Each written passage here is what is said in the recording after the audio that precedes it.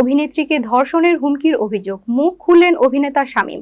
ছোট পর্দার দর্শকপ্রিয় অভিনেতা শামীম হাসান সরকারের বিরুদ্ধে ধর্ষণের হুমকির অভিযোগ করেছেন অভিনেত্রী প্রিয়াঙ্কা। শাহাদাত হোসেন এর প্রতিবেদনে থাকছে বিস্তারিত। মঙ্গলবার ৬ মে বিকালে একটি বেসরকারি টেলিভিশনে হাজির হয়ে তিনি বলেন, পরে রাত ৯:৩০টার দিকে সংবাদ সম্মেলন করে বিষয়টি নিয়ে কথা বলেন শামীম হাসান। অভিনেতার দাবি, প্রিয়াঙ্কা তার বিরুদ্ধে যে অভিযোগ করেছেন বিষয়টি সঠিক নয়। যিনি আমার বিরুদ্ধে এমন অভিযোগ দিলেন তিনি আগের দিনেও আমার সাথে কাজ করেছিলেন।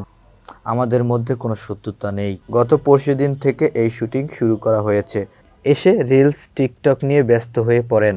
এ সময় আমি অনেকটা রাগ করে বলেছি, যদি রিলস বানাতে হয় তাহলে বাইরে সেটা করো, শুটিং সেটে এসব চলবে না, শুধু এতটুকুই। শামীম হাসান বলেন, মাদক সেবনের অভিযোগে আরও গুরুতর, আমাদের দোলনচাঁপা শুটিং হাউসে সব জায়গায় সিসিটিভি আছে। আপনারা চাইলে আমি সেগুলো আপনাদের দিতে পারি। যদি কেউ প্রমাণ করতে পারে আমি মিডিয়া ছেড়ে দিব। শাহাদাত হোসেন, বিনোদন ডেস্ক, ITV বাংলা।